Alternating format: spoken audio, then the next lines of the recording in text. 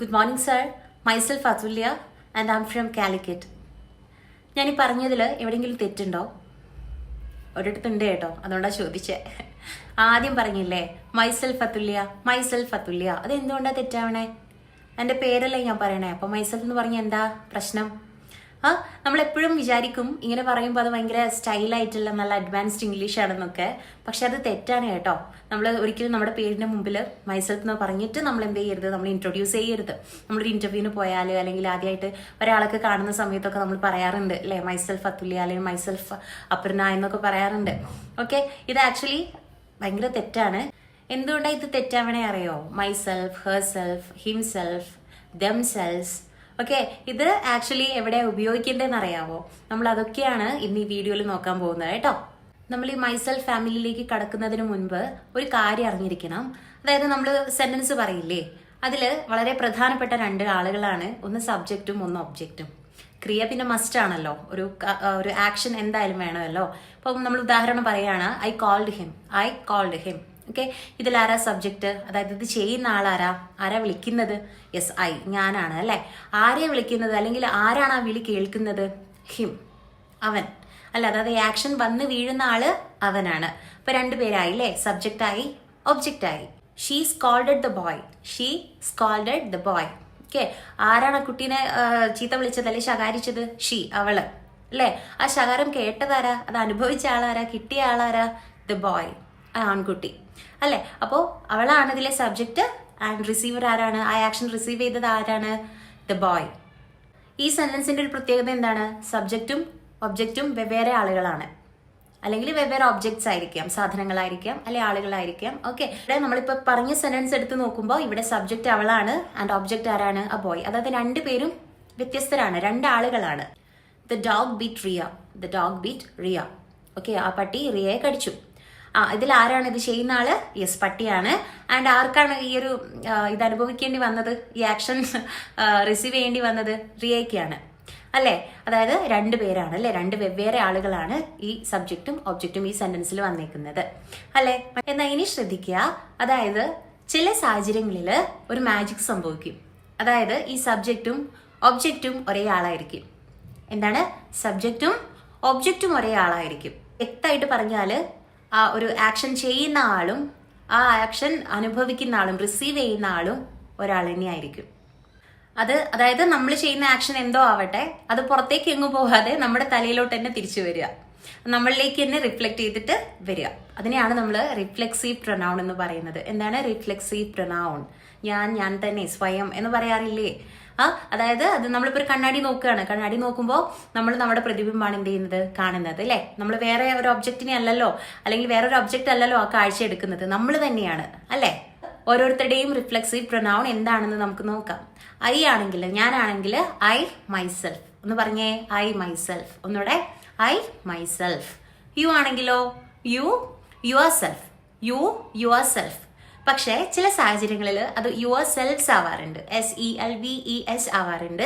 അതെപ്പോഴാന്ന് വെച്ചാൽ നമ്മൾ യു എന്ന് പറയുന്നത് പ്ലൂരൽ ആവുമ്പോൾ, ഒന്നിൽ കൂടുതൽ ആളുകൾ ഉണ്ടാവുമ്പോൾ. ഓക്കെ, അപ്പൊ യു ഉണ്ടാവും, യുവർ സെൽസ് ആവും. Okay, V our selves.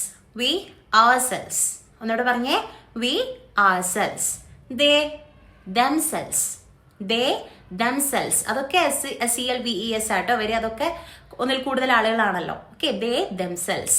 ഇനി ഹി ആണെങ്കിൽ himself. Very good, he himself.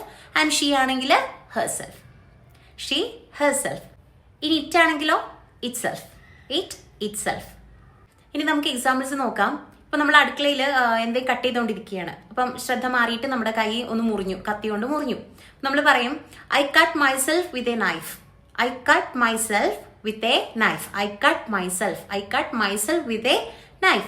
ഇവിടെ ഐ ആരാണ്? സബ്ജക്റ്റ് ആരാണ്? ഞാൻ തന്നെയാണ്. ആൻഡ് ആർക്കാ മുറിവേറ്റത്? എനിക്ക് തന്നെയാണ് അല്ലെ. അതായത് ആ ആക്ഷൻ അനുഭവിച്ച ആൾ ആരായിരുന്നു? ഞാൻ തന്നെയായിരുന്നു. ആ മുറിവിന്റെ വേദന സഹിച്ച ആള് ഞാൻ തന്നെയായിരുന്നു, വേറെ ആരുമല്ല. He looked at himself in the mirror. അവൻ അവനെ തന്നെ കണ്ണാടിയിൽ നോക്കി. അതായത് അവൻ നോക്കുമ്പോൾ കാണുന്നത് ആരെ തന്നെയാണ്? അവനെ തന്നെയാണ്. ഇപ്പൊ സംഭവം പിടികിട്ടിയില്ലേ? അതായത് നമ്മൾ ചെയ്യുന്ന ആളും അത് റിസീവ് ചെയ്യുന്ന ആളും ഒന്ന് തന്നെ ആവുമ്പോഴാണ് നമ്മൾ ഈ പറയുന്ന സെൽഫുകളെ കൊണ്ടുവരിക. My self, her self, himself, അല്ലെങ്കിൽ ദം സെൽസ്, ആ സെൽസ്, ഇവരൊക്കെ രംഗപ്രവേശം ചെയ്യപ്പോഴാ നമ്മൾ തന്നെ അതിന്റെ റിസീവർ ആവുമ്പോഴാണ്, ആ ആക്ഷന്റെ റിസീവർ നമ്മൾ തന്നെ ആവുമ്പോഴാണ് ഈ പറയുന്ന സെൽഫ് ഗ്രൂപ്പ് വരിക. ഇനി ചില വാചകങ്ങളുണ്ട്, അതിൽ നമ്മൾ സബ്ജക്റ്റ് എടുത്ത് പറയേണ്ടതില്ല. ഉദാഹരണം പറയുകയാണെങ്കിൽ നമ്മൾ പറയാണ് take care of your self, നീ നിന്റെ കാര്യം ശ്രദ്ധിക്കൂ. Okay, take care of your self. ഇതിൽ നിങ്ങൾ ശ്രദ്ധിച്ചോ, നമ്മൾ സ്റ്റാർട്ടിങ്ങിൽ യു എന്ന് പറഞ്ഞിട്ടുണ്ടോ? ഇല്ല. കാരണം നമ്മളിത് പറയുന്നത് നമ്മുടെ മുന്നിൽ നിൽക്കുന്ന ഒരാളോടാണ്, അയാളോട് നേരിട്ട് പറയുകയാണ്. ഓക്കെ, ഇത്തരത്തിലുള്ള സെന്റൻസുകളെ നമ്മൾ ഇംഗ്ലീഷിൽ ഇംപെറാറ്റീവ് സെന്റൻസ് എന്നാ പറയാ. ഇംപെറാറ്റീവ് സെന്റൻസ്.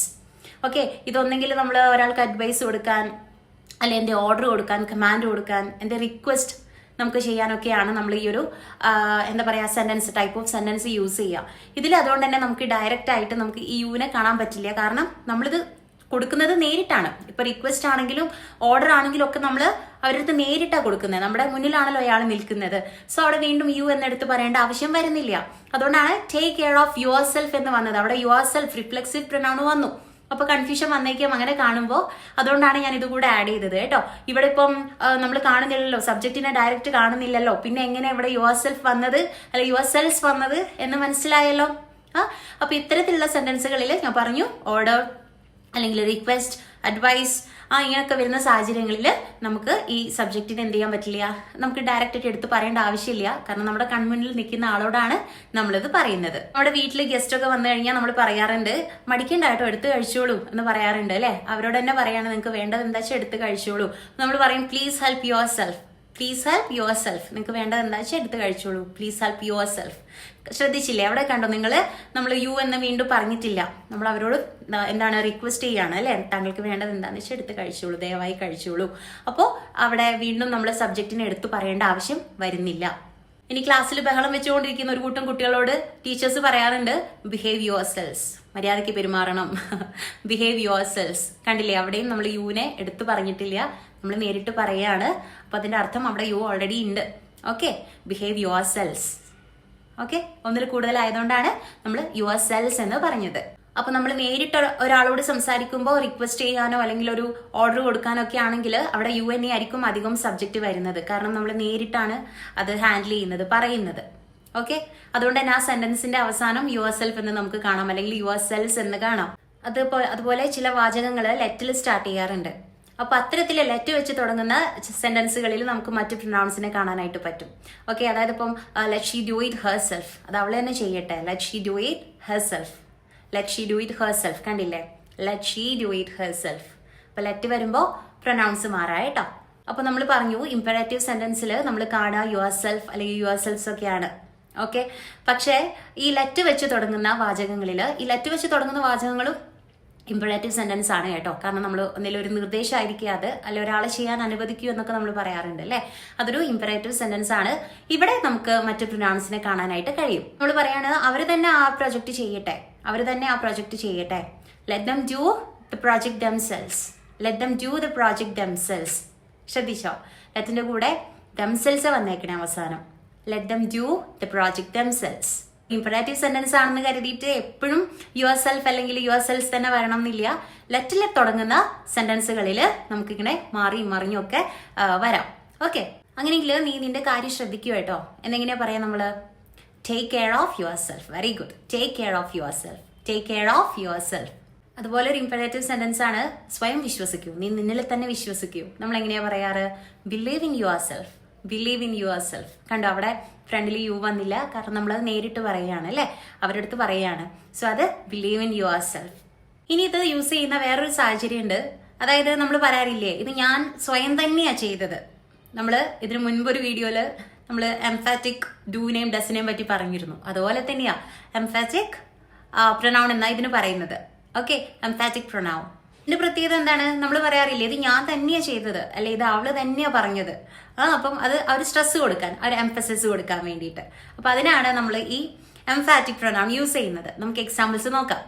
സിറ്റുവേഷൻ നമുക്ക് ആലോചിക്കാം. നമ്മളൊരു കറി ഉണ്ടാക്കി വെച്ചു, നമ്മുടെ ഫ്രണ്ട്സൊക്കെ വന്നിട്ട് ചോദിക്കുകയാണ്, അടിപൊളിയാണല്ലോ, ഇത് ആരാ ഉണ്ടാക്കിയേ എന്ന് നോക്കുമ്പോൾ നമ്മളൊരു മാസ് ആൻസർ കൊടുക്കും, അതായത് ഞാൻ തന്നെ തനിയെ ഉണ്ടാക്കിയതാ. അപ്പൊ അവിടെ കണ്ടില്ലേ ആ ഒരു സ്ട്രെസ് വന്നത് കണ്ടില്ലേ, ഞാൻ തനിയെ ഉണ്ടാക്കിയതാ. അപ്പൊ നമ്മൾ എങ്ങനെ പറയും, I made this curry myself, I made this curry myself, ഇത് ഞാൻ തന്നെ ഉണ്ടാക്കിയ കറിയാ, I made this curry myself. അവിടെ ഒരു എംഫസിസ് വന്നു, ഒരു ഊന്നൽ വന്നു. ഓക്കെ, ഇപ്പൊ ഓഫീസിൽ ഒരു സിറ്റുവേഷൻ എടുത്ത് നോക്കാം. നമ്മളോട് ഇപ്പം ഒരു പ്രോജക്ട് റിപ്പോർട്ട് തയ്യാറാക്കാൻ പറഞ്ഞിട്ട് ബോസ് വന്ന് ചോദിക്കുകയാണ്, ആരാ ഇത് ഉണ്ടാക്കി, കൊള്ളാലോ. അപ്പൊ നമ്മളൊരു ഗമയോടുകൂടി പറയും അല്ലെ, ഇത് ഞാൻ തനിയെ ഉണ്ടാക്കിയ റിപ്പോർട്ടാണ്, ഞാൻ തനിയെ പ്രിപ്പയർ ചെയ്തതാണ് എന്ന് പറയാറുണ്ട്. അപ്പോൾ I prepare this project myself, I prepared this project myself, അല്ലെങ്കിൽ I prepare this report myself, ഞാൻ തനിയെയാണ് ഈ ഒരു പ്രോജക്ട് റിപ്പോർട്ട് ചെയ്തത്. അപ്പൊ ആ ഒരു എംഫസിസ് കൊടുക്കാനുള്ള സാഹചര്യം വരുമ്പോഴും നമ്മൾ ആരെ യൂസ് ചെയ്യും, ഈ പറയുന്ന റിഫ്ലെക്സീവ് പ്രൊനൗൺസിനെ യൂസ് ചെയ്യും കേട്ടോ. ഈ എംപാറ്റിക് പ്രൊനൗൺസിൽ ഒരു പ്രത്യേകത കൂടിയുണ്ട്. അതായത് അവിടെ നമ്മൾ യൂസ് ചെയ്യുന്ന പ്രൊനൗൺസ് ഉണ്ടല്ലോ, മൈസെൽഫ്, യുവർ സെൽഫ് എന്നൊക്കെ പറയുന്നത്, അവിടെ ഒബ്ജക്റ്റ് ആയിട്ടല്ല വർക്ക് ചെയ്യുന്നത്. ഓക്കെ, ഒബ്ജക്റ്റ് ആയിട്ട് അതിന് ഒരു റോളും ഇല്ല.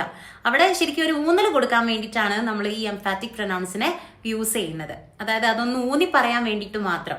അതൊരിക്കലും എന്തല്ല, ഒരു ഒബ്ജക്റ്റ് അല്ല, ആ സെന്റൻസിലെ ഒബ്ജക്റ്റ് അല്ല. അത് മനസ്സിലാക്കാൻ ഇങ്ങനെ നോക്കിയാൽ മതി. നമ്മൾ മുന്നേ ഒരു എക്സാമ്പിൾ പറഞ്ഞു, I made this curry myself എന്ന് പറഞ്ഞു, I made this curry myself.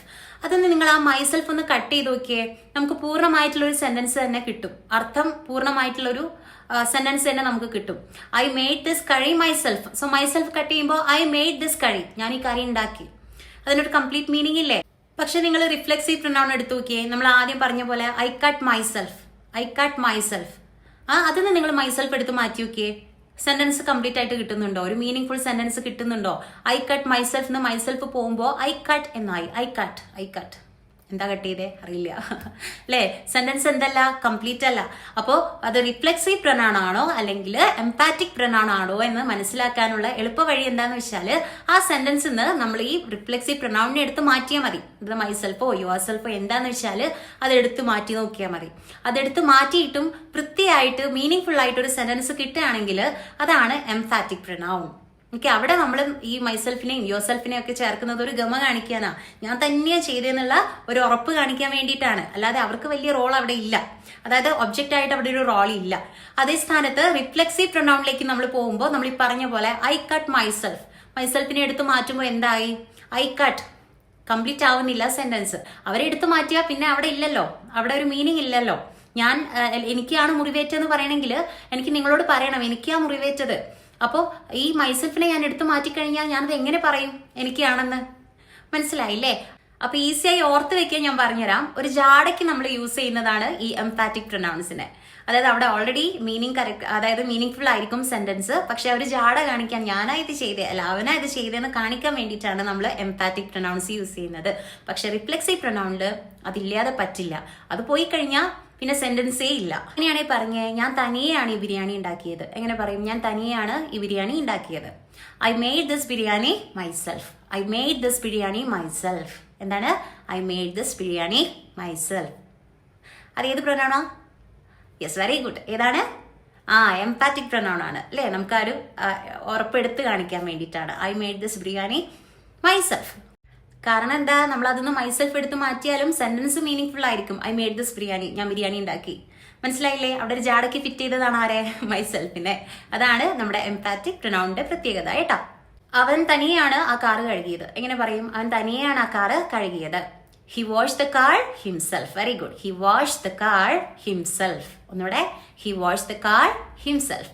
അവള് തന്നെ ആ ഹോംവർക്ക് ചെയ്യട്ടെ, അവള് തന്നെ ആ ഹോംവർക്ക് ചെയ്യട്ടെ. എങ്ങനെ പറയും, let her do the homework herself, let her do the homework herself. ഒന്നുകൂടെ പറഞ്ഞേ, let her do the homework herself. എന്തുകൊണ്ടാ ലെറ്റ് യൂസ് ചെയ്തേ? നമ്മൾ പറഞ്ഞില്ല അവള് തന്നെ ചെയ്യട്ടെ, അത് അവളെ അനുവദിക്കൂ എന്ന് പറയുകയാണ് അല്ലേ, ഒരു സജഷൻ ആണ്. സോ ആ ഒരു സാഹചര്യത്തിലാണ് നമ്മൾ ലെറ്റ് യൂസ് ചെയ്യേണ്ടത് കേട്ടോ. അവർ തനിയെയാണ് ആ വീട് പെയിന്റ് ചെയ്തത്, അവർ തനിയെയാണ് ആ വീട് പെയിന്റ് ചെയ്തത്. അവർ അല്ലെ, ദേയിൽ സ്റ്റാർട്ട് ചെയ്യും. അപ്പൊ ഏതാ വരിക? they painted the house themselves, they painted the house themselves. എന്നിട്ട് പറഞ്ഞേ, they painted the house themselves. അപ്പൊ സംഭവം പിടികിട്ടിയല്ലോ. ഇനിയിപ്പോ ഞാൻ ആദ്യം പറഞ്ഞ കാര്യത്തിലോട്ട് വരാം. അതുകൂടെ നമുക്ക് അവിടെ കിടക്കുന്നുണ്ട്. അതായത് മൈസെൽഫ് അതുല്യ എന്ന് പറഞ്ഞത് തെറ്റാന്ന് പറഞ്ഞില്ലേ, അതെന്തുകൊണ്ടാണ് നമുക്ക് നോക്കാം. നമ്മൾ എടുക്കുകയാണ് ഐ കട്ട് മൈസെൽഫ് എന്നാണെങ്കിൽ ഞാൻ എന്ത് ചെയ്തിട്ടുണ്ട്, ഞാൻ സ്വയം പരിക്കേൽപ്പിച്ചു എന്നുള്ളതാണ്. എനിക്ക് തന്നെ, അതായത് അത് റിസീവ് ചെയ്യുന്ന ഒരാളുണ്ട്, കട്ടാണ് അവിടെ വേർബായിട്ട് വരുന്നത് അല്ലെ, ഒരു ആക്ഷൻ അവിടെ വന്നില്ലേ, കട്ട് എന്ന് പറയുന്നതാണ് അവിടെ വന്ന ആക്ഷൻ. പക്ഷെ നിങ്ങൾ എടുത്തു നോക്കൂ, മൈസെൽഫ് അതുല്യ എന്ന് പറയുമ്പം അവിടെ എവിടെയാ വേർബ് ഉള്ളത്, എവിടെയാ ആക്ഷൻ ഉള്ളത്? ആക്ഷൻ ഉണ്ടോ? ഇല്ലല്ലോ. അപ്പൊ നീ ഒരു കാര്യം ചെയ്യുമ്പോൾ നിനക്കൊരു വേദന തട്ടി നിന്റെ മേലേക്ക് തന്നെ വന്നാൽ നമ്മൾ പറയും യു ഹേർട്ട് യുവർ സെൽഫ്.